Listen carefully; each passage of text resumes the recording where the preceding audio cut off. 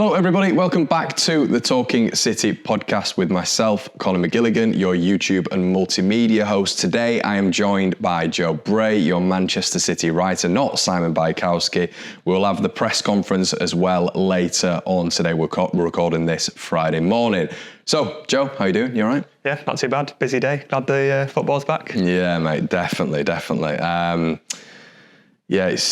think the last time we were in here with Si, it was reasonable weather, but it just feels at the minute that we're getting into the thick of September now, aren't we? It feels like that. Yeah, I was at West Ham in shorts and a t-shirt because it was a lovely day, and then I was at 3 days later home against Red Star with a massive coat because it was chucking it down and really cold. So if that doesn't sum up September weather, I don't think anything else does. Yeah, we're talking off air, and that was my first City game of the season the other day against Red Star Belgrade. And let's start there, shall we? Really weird game. I mean, the atmosphere was actually really decent. I thought for a starting game against Red Star Belgrade, maybe you thought it's not your natural atmosphere boosters, your Real Madrid, your Dortmund, your PSGs or whatever, your Bayern Munichs. But I thought the atmosphere on the night was pretty good, Joe, to be honest. Let's start there. I thought the City fans did a really good job down there. Yeah, I think it helps when you bring in the Champions League trophy out and it's a homecoming, and I think the fans responded to that. And you always get these sides like Red Star. They bring not a lot of fans, but the fans who are there are really passionate, aren't they? So they made a lot of noise, and it probably helped that they went ahead as well because it got a little bit of tension in the air, and after that City ran right in the second half. Did you think when obviously the game started, I wasn't looking at City and thinking, they're playing poor here. I did think to myself that it was very lateral, wasn't it, and side to side. I didn't feel like there's players really beating a man or committing, but at the same time, City still had massive chances in that first half, didn't we? Obviously, the Phil Foden header, the Haaland header, which hit the bar. I wouldn't say it was poor from City, but it just wasn't maybe as incisive as it normally is. See, I agree with you, but also they had more shots than any side has ever had in the Champions League in the first half of a game. So it's one of them. They didn't play to the best, but they were also creating the chances, and they missed a couple. The game was identical to the West Ham game, wasn't it? Because it was a dominant first half, missed a few sitters, opposition score on the stroke of half time, and then a minute into the second half, City score and win 3-1. So it was a weird one, but I think it's just a product of the players missing. If you've got players like De Bruyne, Grealish, those sort of players who are looking to make something happen, if you've got them in the squad, you're probably 2 or 3 up by the time Red Star score their goal. But it's just not happening at the moment. I say that, they're still scoring 3 goals a game, but it's one of them where they've needed these last couple of games to go behind to sort of spur them into action and really be just a little bit more clinical. Yeah, I agree. We'll get onto the chances because Pep did touch on that in his post-match, didn't we? We'll get onto that in just a bit. But in terms of who stood out for you, obviously Alvarez again, and I wanted to touch on him. But what are your thoughts at the minute? And we've touched on this with Si a couple of times, but the Alvarez Foden partnership in midfield, I'm sort of looking at it, and I've said this multiple times. I think Foden's playing well, but I think Alvarez is playing very well, and almost, Pep said it, hasn't he? He's almost undroppable. What are you thinking to Foden in this partnership at the minute? What are your thoughts on him? Because I think, as I said, Alvarez just seems to be just above and away at the minute, really. Well, I think everyone's talking about Foden playing as a number 10, and for all the criticism Gareth Southgate got, he did get it spot on by saying he's not playing as a number 10, he's playing as an inside winger next to Alvarez. And I think Foden being there is just taking the defenders away from Alvarez a little bit more and just giving them something else to think about and helping Alvarez be as effective as he is. I think is it 3 goals and 3 assists in 3 games, which is ridiculous. And I'm really happy for Alvarez because he's always put that effort in, but always been in the shadow of Haaland. But now there's a system that really plays around him. We've seen Foden come on the inside with Kyle Walker sort of bombing down the right and providing that width. It was actually Sergio Gomez on this game doing that for the first time. And I thought Gomez had a good game, probably one of his better ones. And I wrote after the game that it's probably going to be his best position because he's not good enough to be the first choice left back. He's not good enough to be the first choice left winger. But there's no one else who can do that bombing up and down the left side role. So I think that could be an avenue for Gomez. And if Foden can play that inside winger role on both sides, that adds to his versatility, gets him in the middle. Foden said he feels alive in that sort of number 10 drifting inside area. And also, as a byproduct of that, it has Alvarez playing really well at the same time. So I think just having all those players moving around in front of the defence is confusing any defence they come up against. And was it Alvarez had 8 shots and 7 chances created in that game, and only I think Benzema and Robben have done that in the Champions League. So he's up there with some big names, and he's just been really, really effective at the moment. And I mean, he got a bit of luck for his second one where the keeper punched it into his own net, but the first one, lovely feet, and he could have had a hat-trick, he could have scored a lot more. And I think he's been playing at this level for a long time, but he's now getting the stats to back it up. And I think that's probably what's missing with Foden. I mean, the assists are always there, but I think it's the goals, isn't it? Yeah, possibly. I think you find if he plays left wing for a long time, or a few games in a row, he'll score a few goals. If he plays right wing, if he plays in the centre, the goals do come. Because of all the injuries, he's getting moved around a bit.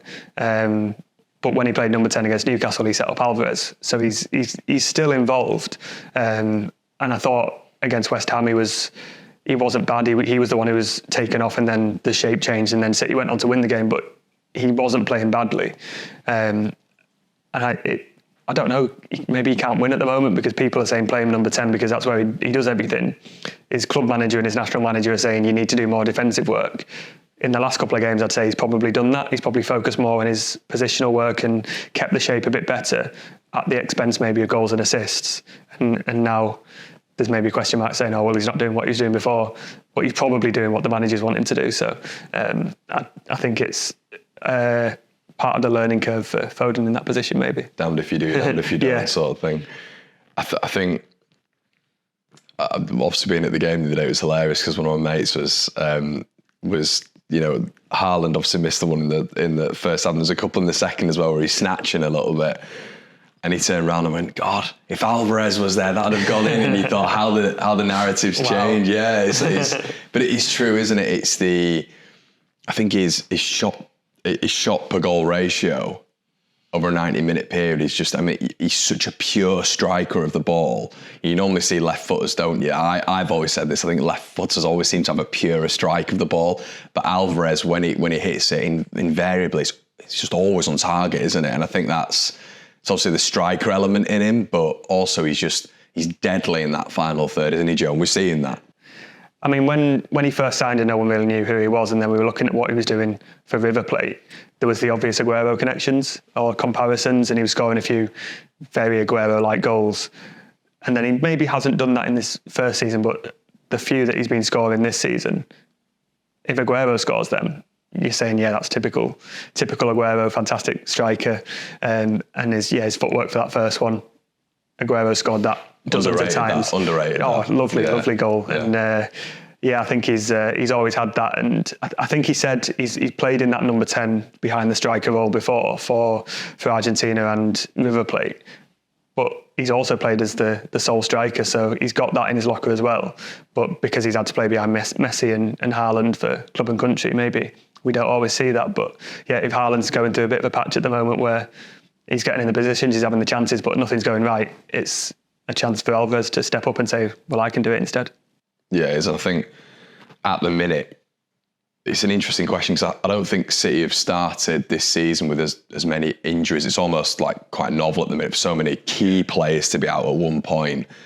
Normally see a key player out and they're able to compensate in other areas. But are they stronger this year? I mean, the start of the season, with just that momentum and that consistency being carried on from last year, such a successful season, that seems to be the obvious thing. But do you think do they look better this year than last year? Do you think they've progressed? Do you think the signings have just bedded in perfectly? Because I was saying to Si the other day, it seems to be like the perfect concoction at the minute because they may not start well, even though they did against, Red Star and West Ham. They did as well. They went through a little bit of a lull in the first half, in my opinion, against West Ham. But they always seem to just get the job done at the minute. And I don't know if that's City just being stronger or if it's just momentum, consistency. I mean, what's your view on it at this moment in time? I don't think they've played anywhere near the best, but I think they're sort of running on autopilot a bit because they know they have to. They've got so many players out. The team's changing every week.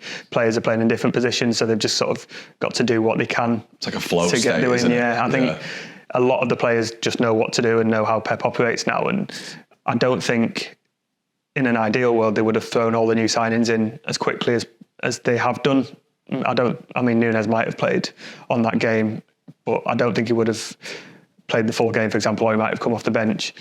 They're having to throw him in, Doku in, Gvardiol in, and I think that's actually helping them by just saying, listen, you've got to go and play. You've got to do it, and you can learn on the pitch rather than learn on the training pitch. And all three of those have shown that they can adapt to that system. And yeah, maybe the teammates have been helping him out and covering at certain times, but I think all of those will be stronger for playing in the sort of testing period. And because City is still winning, that's going to make City stronger. Like, imagine De Bruyne, Kovacic, Bernardo, Grealish all coming back, John Stones. It's scary for other teams, I think, considering how well City are coping without these players, that when they come back, they'll have the core that have gone on and won the Champions League last season, but also a group of players behind them who know exactly what they're doing. And I think crucially they can offer something different. Like, Núñez offers something completely different to any of the other midfielders. Doku, we saw at West Ham, is no one is doing what he's doing. Kovacic maybe isn't as different as other players, but he's doing what Gundogan did to an extent last season, and Gvardiol isn't the same as Ake at left back and centre back. So having completely different options is also going to be a bonus going forward, I think. Yeah, it's a really good point, actually. Yeah, a lot of different profiles in there, I think, definitely. Because Guardiola always says, doesn't he, like we pick the team who we think can win the game. So if he thinks, I mean, let's look at Núñez, who was running with the ball. I think Guardiola called him unstoppable, like De Bruyne plays when he gets on the ball. And if he can do that, or if he sees an opposition and thinks, right, we need that running from midfield, and Bernardo's not going to do it, Kovacic isn't going to do it, then Núñez will play and it'll probably win the game. So it's, I think, a useful weapon to have.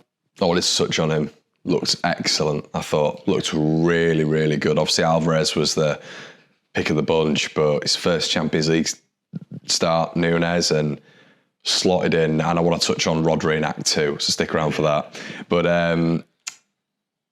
him and Rodri together, loved it. Thought they balanced each other out really, really nicely. One would go, one would stay, I thought, a lot, when notoriously last season, you saw Rodri really take up that defensive role. And we'll get onto him in a little bit, but Núñez just, but like, it was as if he was back in, playing for Sporting Lisbon in those Champions League games again, wasn't he? He just looked very, very good. Pleasantly surprised with Núñez. I think a lot of people just thought, oh, he's just going to be an okay midfielder. And I mean, listen, we're judging him off one game and a little bit at West Ham, but I thought at West Ham he came on and it was quite eye-catching for him to replace Foden. But he sort of slotted into midfield, allowed Bernardo to go right, and Bernardo gets the goal and assist. And that doesn't happen without Núñez coming on. And that's not a negative on Foden, but Núñez played a sort of underrated role in that win. He gets the start against Red Star. And then, I thought the way he kept possession, he's very, very good on the ball, which I didn't seem to remember he did last season, or it didn't particularly stand out when I was watching Wolves on the few occasions that I did. So, the sort of runs into the box, the way that he sort of keeps the ball, and a couple of shots, always looking to send the winger to the byline. I think that can be quite useful. And I asked Pep after the game, and he sort of played it down as he does and says, he's still got a lot to learn, but if that's the sort of level that he can get better from, then it's quite encouraging. Yeah, not bad. Guys, we're going to leave it there, but we'll be back in Act 2, as we've just spoken about, discussing Rodri and injury records and Pep's words on this City side after the game. See you in a bit.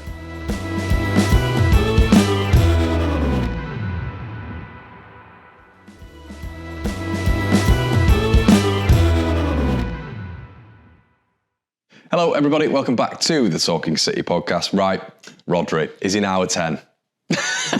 Is he now an attacking midfielder? Because every time we're just talking about the balance between him and Núñez, and I think, me and Si have spoken about before about him and Kovacic. And Walker was speaking after the game as well about Rodri, and I just look at him, Joe, and I'm like, this guy can do absolutely everything. I mean, he had a strike in the first half, and it was a brilliant save from the keeper. He shifted it onto his right, but in just that attacking role at the minute, he's lethal, isn't he? Yeah, and like he said, I think in the summer on the tour, he was like, I want to add goals to my game because, I mean, you score the winner in the Champions League final and you probably get a taste for, this feels all right. And it seems like he said, I want to start doing that more. He's always popped up with important goals, hasn't he? But not consistently, and then he scores on the opening day. He scores the winner at Sheffield United when City need it, and I mean that was a lovely goal against Red Star. And he said, didn't he, that Ortega gave him a tip off at half time saying the keeper's pulling off some worldies, but he's not very good low down and at his side. So Rodri had been really peppering the goal and trying to get a goal. I got the sense that he wanted to be a scorer on the homecoming after scoring in Istanbul, just to sort of poetic continue that narrative. And he had a couple of shots when maybe he shouldn't, but he was getting in those positions, and yeah, he curls that one in the bottom corner. Like, I mean, if De Bruyne does that, everyone's shouting about how it's a really, really sort of top-class world goal. But he had one in the first half where he was running with it, and he did that clack. He loves to just bend it, doesn't he? And he bent it just past the post. And for a defensive midfielder, running with the ball at pace, as we saw with his goal in the second half, running with the ball at pace and being able to connect with the ball like he does with such finesse and power, it's really impressive technically. Yeah. I don't think that's new because, the goal against Aston Villa to win it on the final day, he can score from distance and he can pick his spot. And the Champions League final goal was really good technique as well. A lot of players will probably just blaze that over the bar. But he's just adding more of it now. I think he's getting in those positions, and say De Bruyne and Bernardo and Kovacic are in the team. He's not getting in those positions, but because they're not, I think he's probably seen someone needs to be arriving in the box and doing that. And I think what stood out for me, he wasn't just arriving in the box and having a shot from the edge of the area. He was following it up and getting to the byline and chipping a ball into the back post for Haaland, and that's sort of not just what a midfielder does, but what an attacking midfielder does. And like you said, it helps that Nunez is there and Kovacic has been there in the past to just sort of hold back and let Rodri go forward.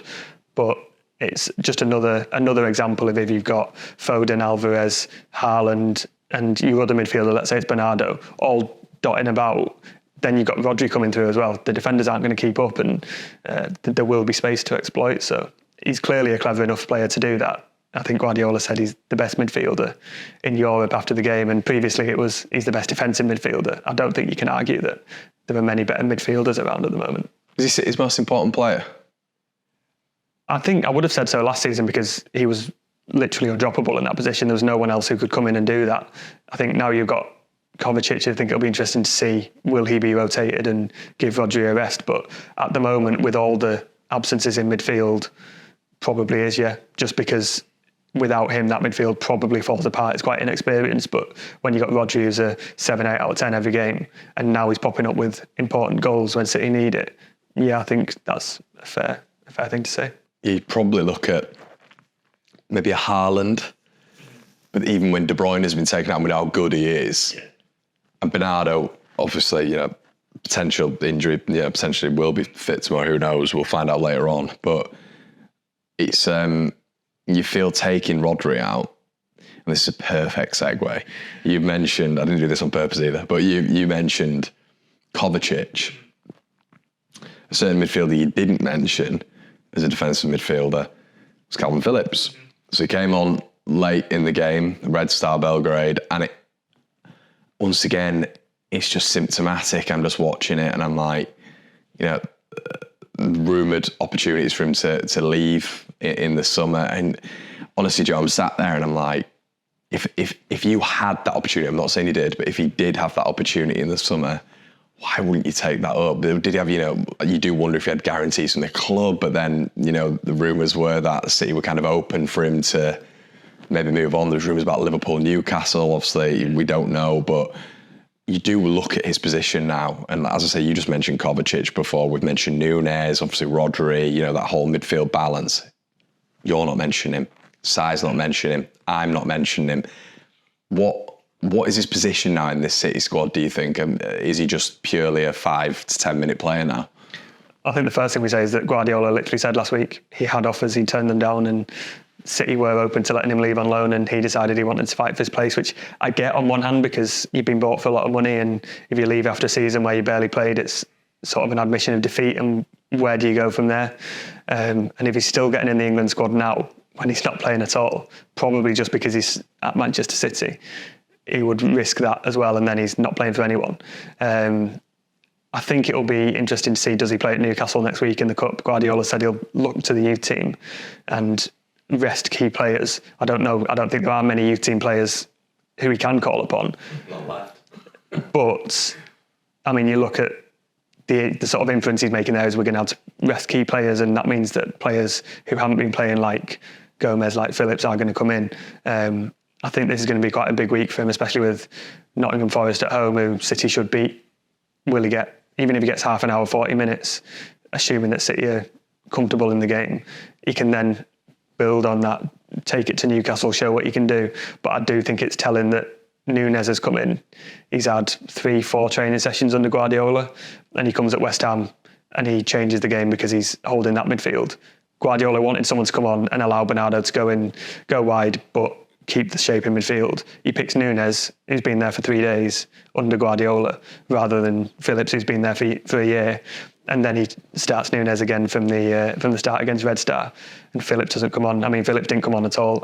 He didn't come on at West Ham. He did come on against Red Star. But yeah, I thought he'd start against Red Star. I thought he would, especially with Gomez there as well. Yeah, interesting with Gomez starting. I mean, he always goes strong, doesn't he, Guardiola, on the beginning of a group stage, because he wants to win the home games and he wants to qualify as soon as possible. So I could see why he didn't start, but I think if he doesn't start against Newcastle, then alarm bells will be ringing. Doesn't trust him, does he? No, I think that's the main thing. And again, it's telling that Núñez got the start because he's clearly taken more things in or can do that role better with more trust from the manager. But yeah, it's I would imagine he would have been hoping for a bit more game time at the start of the season, especially with all the injuries. But you've got 2 new signings who've come in and already look more at home in that midfield than Phillips has a year on, which isn't great from his perspective.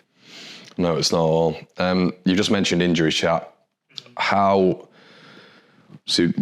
we've mentioned several times, but this has been recorded on Friday morning. We will have the press conference later on and more information from Pep. But Jack Grealish, how important is it him being back in this City fold? Obviously we've seen Doku almost take up that role in the past couple of games. How important is he being back in this side?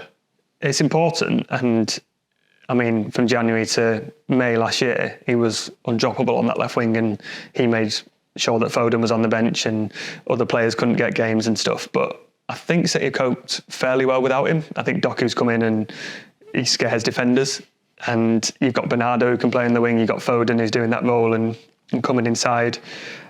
The formation that they're playing at the moment does lend itself to Grealish playing and helping out, but also they can play without him, which I think at times they couldn't last season. So I think what that does is it gives City time to get Grealish back to full fitness. I mean, Guardiola said on Tuesday that he needs 7 to 10 days, and then he'll need a bit of time to get back up to speed. And then on Wednesday we see pictures of him training, so it'll be interesting to see what Guardiola says in the press conference today on Friday afternoon. But I would suggest that he still probably needs that bit more time, and I think there's no need to rush him back. You got Forest at home, which you should win, even with all the injury crisis. You got Newcastle away, which Guardiola doesn't want to play key players. I mean, he says that, doesn't he? He's probably going to play the strongest team he can, but it's a cup game. You don't need to risk bringing Grealish back, and you can then use a bit of time. And I think Grealish being fit for the long term is more important than rushing him back. Yeah, 100%. And it's, I was saying this last weekend, but the dynamic between him and Doku, it's cutting in off that left, is going to be so interesting, because it's real competition now for Grealish as well. He'll be chomping at the bit to get back. And I noticed at West Ham, Doku was doing what Grealish doesn't, in that he gets the ball, he stands his defender up. Grealish is very good at knowing when to press and when to just keep possession. Doku would always just run to the byline and cross. And yes, he loses possession. Guardiola said that, it has its pros and cons, but he is a genuine alternative to Grealish now, because he does, not because he does the same things, because he does something different. So yeah, it'll be interesting to see how Grealish reacts to that. Does he try and return to that sort of swashbuckling Aston Villa style player that he was, or does he double down on what Guardiola wants and say, right, if you want to go for Doku on and attack the fullback, then fine, but I'm going to continue doing what I was doing. So I think, yeah, for the first time since Grealish became a sort of starting 11 player, he's got some genuine competition now. But I feel like Pep didn't not like he didn't like that, but Grealish is such a different player, in my opinion, to what he was at Villa, from someone who watched him a lot at Villa as well. And even when you look at him playing for England, it is, not to take away from his game whatsoever, but I think he's now so heavily focused on just recycling possession, keeping hold of the ball, whereas before it is just going at the defender in a very different way to what Doku does, because he's so explosive and quick.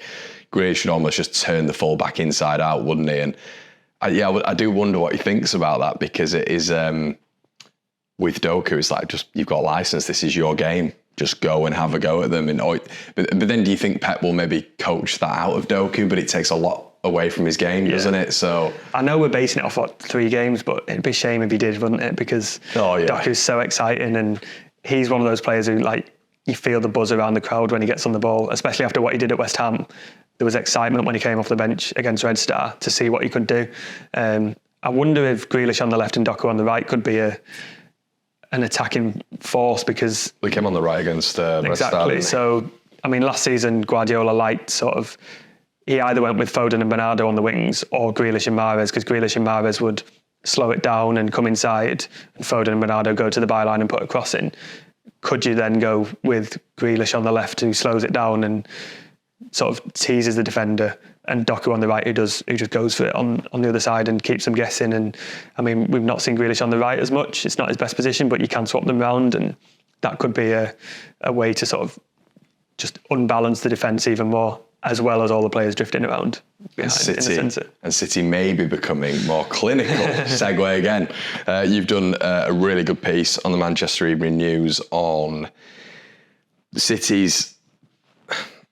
I don't even know how to start this. It's like, they're not less clinical, but Pep was discussing it post-match, and we can all see it, that the first half against Red Star being the obvious example. They do seem maybe not as ruthless as maybe they were last season, as an example. Players been out, obviously it's huge, isn't it? De Bruyne been the classic. But is it 50? How many shots has been? 56 over the last 2 games. Go on, see us through the stats. 56 shots over the last 2 games. I think it's 31 on target, 6 goals. Yeah. I mean, you look at it, 6 goals, 3 goals a game, great. But they've missed so many chances, and they've had a lot on target. You start to think, well, why are they missing so many? And in both games, yes, they've come back, but they've allowed the opposition to go ahead. So I know some people have been talking about it. Guardiola said after the game, he was like, and he said what we would expect him to say, which is, we are creating the chances. That's the positive thing. And then I think back to Forest away last season, City drew 1-1. They missed a hatful of chances. Haaland misses a sitter. And he says, this is the best we played in donkeys, because we're creating the chances. He'd be far more worried if they're not creating the chances. I mean, Haaland somehow misses 2 sitters at West Ham that he would normally bury. Areola has a fantastic game. We spoke to him after the game at West Ham, and he was basically saying, I played well, and I kept him quiet, but we still conceded 3 and Haaland still scored. So what can you do? And then against Red Star, Henri Glazer has a really good game, produces some really good saves, and then punches one in his net, and they lose 3-1 as well. So it's not a problem, and I think because the chances are being created, then Guardiola won't worry. But I mean, Haaland could have easily, and without exaggerating, had 6 or 7 goals in the last 2 games, just because of the ones he's missed. The one against the bar, against Red Star, he buries that 9 times out of 10. That's just unlucky. He couldn't have done anything more to get that on target. I think there's one follow-up from Alvarez that the keeper produces a good save. So it is a weird one. And when I was writing that piece, I didn't want to say they've only scored 6 goals. They've been really wasteful, because they have been doing well. And when you look at the expected goals, which some people shudder at, but it is an okay reflection on the quality of the chances. In both games, City's XG has been between 3 and 4. So they've had 50 odd shots on goal, but they've only been expected to score 7.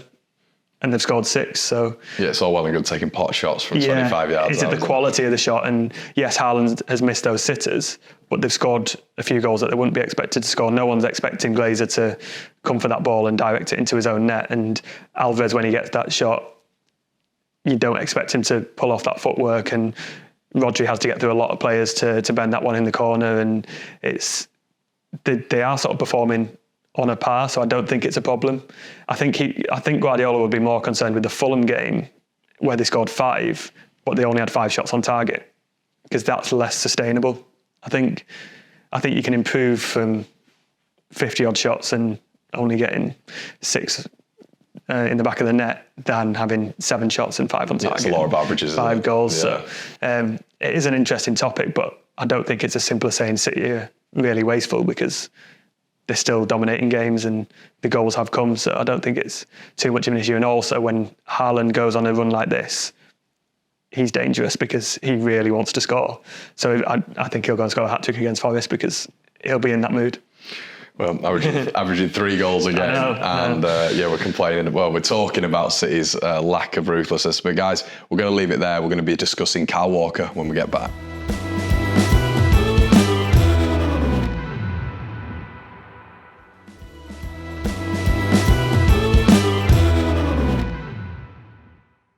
Hello, everybody. Welcome back to the Talking City podcast. We started the last act with Rodri. We're starting this act with Kyle Walker. So I've not got your view on him at the minute. Me and Si have been speaking a lot about him, and it's been dominating the podcast, his situation and Bernardo Silva's situation.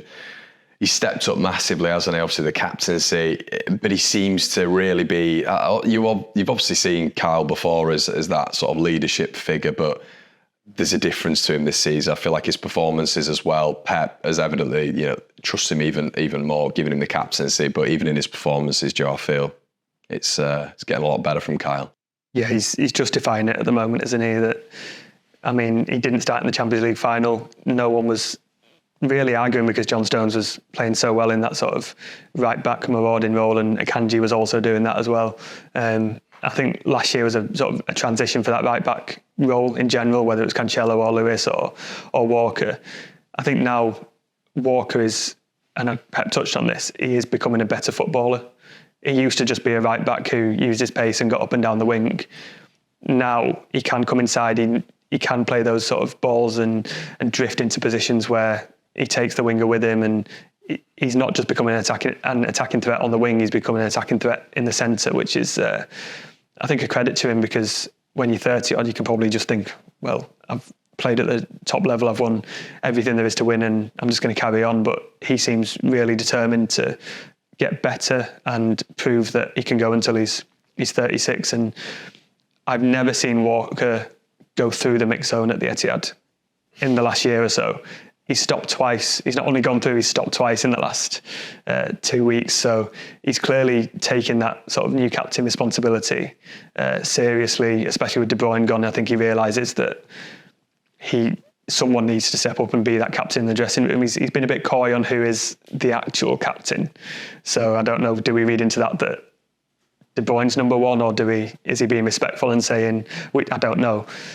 But he said twice that he's not going to tell us who the actual captain is, but as long as De Bruyne isn't there, he is effectively captain, isn't he? Because he's the highest ranked, the most experienced. So that is a role that I think City need in the dressing room, because they've got a lot of players out and a lot of experienced players out, and he can play the role of the joker and sort of having a laugh, but he seems to have just looked at the sort of situation and thought, no, I need to be the leader at the moment, and he's responding to it with his performances as well. Yeah, you do feel like, I agree with you, maybe before I've seen sort of him, Stones, Bernardo Silva, Grealish to an extent as the jokers. Yeah. But you've seen a different side to him, haven't you, at the minute? Yeah, absolutely. And I think he's making a bit more of an effort to sort of show that publicly as well, which, fair enough. And he spoke really well in the press conference and sort of addressed his criticisms and weaknesses, but also he is very determined. I've mentioned this a few times, but last year on tour in Houston, we spoke to him and he was talking about when he got sent off for England against Iceland, And he said he thought his international career was over because Alexander-Arnold's coming through, Trippier's there, Reece James. And he basically decided that he said no one's going to retire him. And he knuckled down. He was like, I'm going to go out on my own terms. And I think he's carried that mentality on, especially with all the right-back turbulence, let's say, last season. He doesn't want to go out with Rico Lewis coming through and taking his place as an 18-year-old with respect to Rico Lewis. I think he wants to go until he can't go anymore, and he backs himself to do that. So if he's got that mentality and he's got that bit between his teeth, then he's only going to be good for City. Also system-wise, because he's such a competitor, and mentality-wise, he's a bit of a demon. He's one of those where we'll be thinking as well, like, he'll love Stones, and they're clearly very close, but we'll be thinking, a centre-back's not taking my right-sided role. Like, this isn't how this goes. You know, similarly to what you were saying, England with all the youngsters coming up, but at least you've actually got, you know, top-class right-backs there. A centre-back's not taking my right-sided role. You know, that'll be in his mind as well, won't it?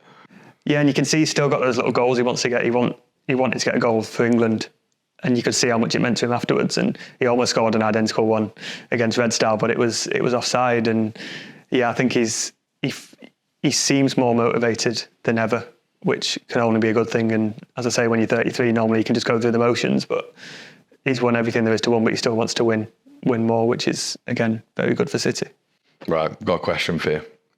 1, 2, 3, who wins in a 100-metre race? Walker, Doku or Haaland? Who's going where? I still think it's Walker. I think he's...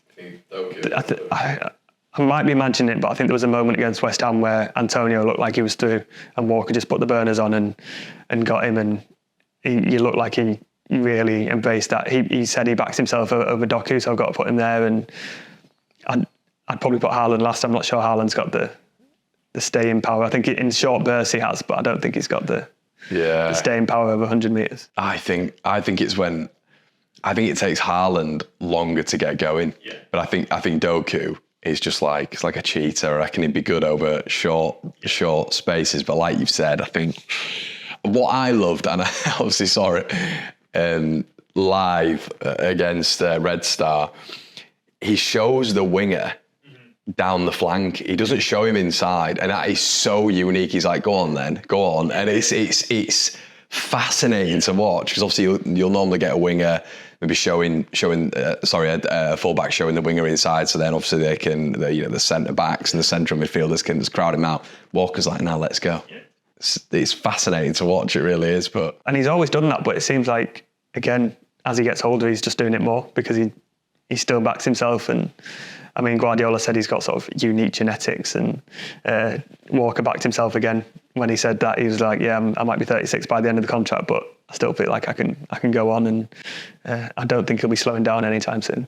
Nope. Okay, let's touch on Forest. Saturday, mixed start for them, beating Chelsea away, Sheffield United at home, lost to Arsenal, I believe. But taking that arrogant hat off, you're expecting a City win here, aren't you? Yeah, especially at home. I'm looking at the game last year, similar time of the season. Yes, Forest had just come up, but it was very easy for City. I think Guardiola will be wary because Forest really did a job on them at the City ground in February and soaked up the pressure and let City make the mistakes and then hit them at the end of the game. And we've seen in the last couple of games that City do have a mistake in them on the break. So maybe Forest will look at that. They've got some... I mean, they sign 1 million players a year, don't they? But I think it was the Man United game. I think it was Onyewu up front. Yeah. I think it was Alanga, and you're looking at that transition. And Hudson-Odoi is a good signing as well. Hudson-Odoi, and you look at that transition, you think to yourself, they'll soak, and just look to hit teams on the counter-attack. They're dangerous team. I think they will be better than they were last time at the Etihad, but I still think City will win relatively comfortably. But if it's another 3-1 where it's exactly the same story as the last two games, then I could see that as well. So that's your score prediction. What are you going for? I'll say 4-1, I think. And I still think Haaland will get his hat-trick. Joe, I've said this to Simon as well. His score predictions, he's always very tight. He's always quite reserved with them. I always go bullshit. I've said 4-0 and 4-1 for the last 4 weeks. So you saying 4-1 helps. I think just because they're at home, like I would have said it had been tighter than it was against West Ham and probably Red Star as well. But I think just because City are at home, yes, Forest have done well at Chelsea and they've got some really good results against Sheffield United and a draw against Burnley, but they're the games you can't lose when you're a team like Forest. So it's probably a free hit for them now after, I think, there's 7 points on the board, which is a good return for them so far. I think they will just accept. I don't know. They'll have a go, but I just can't see anything other than a comfortable City win. And you're saying they're averaging 3 goals a game? Yeah. Right, okay. I'll go with 4 again for the 4th week running. I'll go 4-0, I think. 4-0, yeah. Haaland hat-trick, you've got me convinced on that one. Guys, we're going to link over to the Pep Guardiola press conference now. But before that, I'd just like to say thanks for stopping by, Joe. Thank you again. No worries. It's been an absolute pleasure. Give us a like, comment on the video as well. We read all the comments on YouTube. Make sure you subscribe to the Manchester City, Manchester Evening News YouTube channel. Also, head over and check us out on Apple, Spotify. Leave us a 5-star rating, guys. It's been an absolute pleasure. And we'll see you next time. Cheers.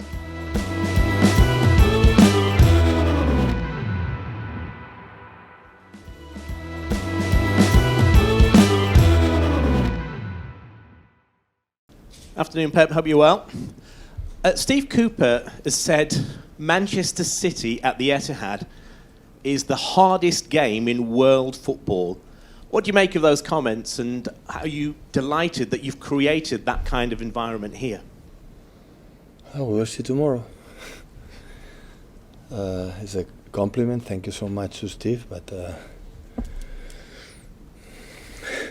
they were able to do an incredible game in Stamford Bridge, and until the end they fought a lot against Arsenal away and against United with 0-2 after a few minutes, and last season we could not win there. That we make an incredible good game. We missed a lot of chances, we could not do it. So yeah, we cannot deny the last year and this year again. So at home we feel good, but tomorrow at 3 p.m. we have to prove again. You mentioned some of the achievements for Steve. What have you made of what he's done, getting them promoted and reshaping that Nottingham Forest? Well, the most important thing is the fact that when he took over the team last season, 2 seasons ago in the Championship, was not good, Nottingham Forest, and after making a camera run, was promoted, and they struggled all season, but at the end they finished well with a lot of signs, and settle this is not easy, and they did it, and this season started really well, so make much more points than last season, and at the end it's a physicality team, well organized. The pace in the transitions are really high. So just be careful. In terms of course, we are optimistic to do what you have to do with our people and try to make the 6th win in a row. You've highlighted the number of injuries. How important is this period going to be for some of your young players to potentially step up and shine during this sort of busy period whilst you've got those key players out? But I said many times in many years, when young players in the squad training with us and ready to play, is because we trust a lot of them, we rely on them, and they can do it whatever we want. A part of that, so we need the injured players back, because there are a lot of games and we cannot play the same players for a long time, and it's important to have enough. But Jack is coming back. In terms, yesterday trained well, and maybe will be for some minutes, maybe ready. And Mateo is almost in the last part of the recovery to coming back. But now we lost Bernardo for a few days, and John and Kevin, and they are still out. I bet. On Bernardo, then, what is the diagnosis? How long do you expect him to be out for? No, I have a little injury. It's not nothing much. The clinical development is good, but I know 1 week, 10 days, 1 week, 2 weeks will be out. Last season, you seem to be kind of okay on the injury front. I know you like to work with a smaller squad. This season, at the start, it's kind of all happened at once. Is there a reason behind that? A lot of games. It is just overloaded games, is it? Absolutely. With less games, less injuries. A lot of games, a lot of seasons in a row with not much rest. This is just that. So we demand to the players a lot of effort, a lot of games, and sometimes they cannot sustain it, and sometimes it's unlucky. So that Jack was out in Sheffield was an incredible knock, his knee, and that's football, it happened. But normally the muscular issues is a lot of games. Fine, I know everyone talks about him at the minute. Rodri, is there a more complete player in world football right now than your own midfielder? He's an exceptional holding midfielder. No doubt about that. He's exceptional. As complete or not complete, I don't know. Pep, good afternoon. If you win tomorrow, it's 18 points from 6 games, which is better than the start last season in the Premier League. How delighted and how surprised have you been at the way your players have started this season, bearing in mind we thought maybe there might be an after effect of winning the treble? When we arrived here 7-8 years ago, we make 6-6. Yeah, we finished 3rd or 4th, I don't remember. So it's just the beginning. So it's important to get points, and because the competition is hard, the opponents, some of them don't miss much points, but it's just the beginning. So, but it's important to get points, definitely. Having had the experience of winning the treble, is this an easier squad to manage now this season? Do they know what they have to do and must? All the squads were so easy to handle it. The squads are really, really good. All of them. And the teams were really good. And the success that now belongs to the success the players of the past, because we learn of them, we improve what we have done in the past. So it's a consequences. I'm not going to say this team is better than the previous one, and the previous one is better than the previous one. So every team, the club, give it to me, to us, staff, backroom, manager staff, is always have been really good. And how impressed have you been with Alvarez? Because he seemed to be in and out last season. This season you've played him in all 5 games so far. He's waited very patiently for his chance and seems to be taking it with both hands. Always have a good behavior. Winning, playing, no playing. Being world champion or being world champion, always has behavior. On and off the pitch was the same. Of course, the perfect doses of I would say, the perfect doses, I would say, of disappointment for didn't play, but you behave like that, always you had the opportunity. Of course, last season we had Ilkay and Kevin, sharp and a good moment, and right now, for the circumstances, for the injuries or for whatever reason, had these minutes, and he gave us a lot of good things to us, and yeah, and that's why he's playing. But he has to continue many games. There will be games I will not play, and be ready for that. And with a lot of games, hopefully the players come back from the injuries, and everyone they have to battle and fight for the best position and play the games. There's nothing else before the embargo? Is that 10:30 this evening? Somewhere to start?